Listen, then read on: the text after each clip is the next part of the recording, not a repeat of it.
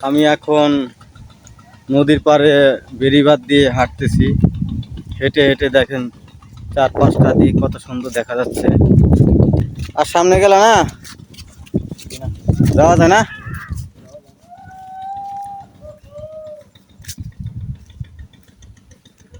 নদীর পাড় দিয়ে হাঁটতেছি,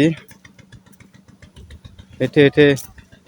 বেশি একটা দূরে যাওয়া যায় না, কারণ ইন্ডিয়ান সীমানা। এই ইন্ডিয়ার সীমানা দিয়ে বেশি দূরে যাওয়াও যাবে না। একটা নির্দিষ্ট একটা জায়গা আছে, ওই পর্যন্ত কি গন্তব্য শেষ।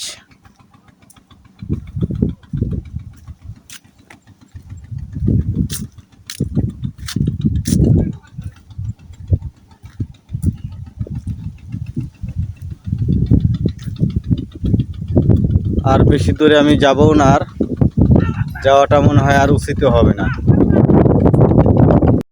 আমি এখন এখান থেকে বের হয়ে চলে যাব। আমার জন্য অটো অপেক্ষা করতেছে।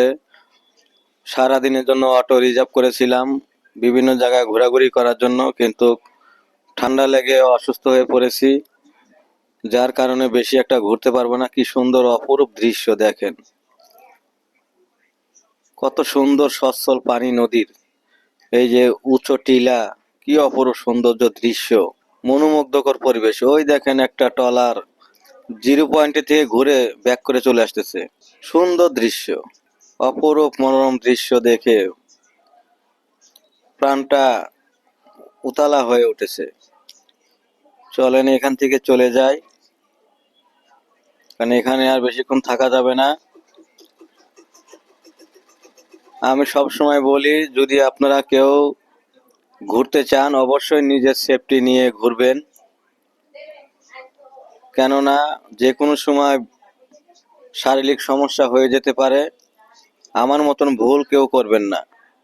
আমি অসচেতনভাবে নিজেকে সেফটি না দিয়ে ঘুরতে বেরিয়েছি, কারণ সারাদিন অটো দিয়ে ঘুরতেছি, বাইরে ঠান্ডা হাওয়া,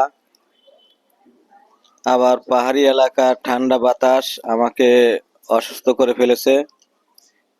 দেখেন কি সুন্দর মাটিগুলো, অপূর্ব সুন্দর লাগছে দেখতে।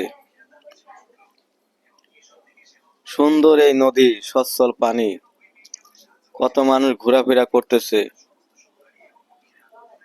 অসাধারণ দৃশ্য, যেন প্রাণের ভিতরে দোলা লাগে দেখে।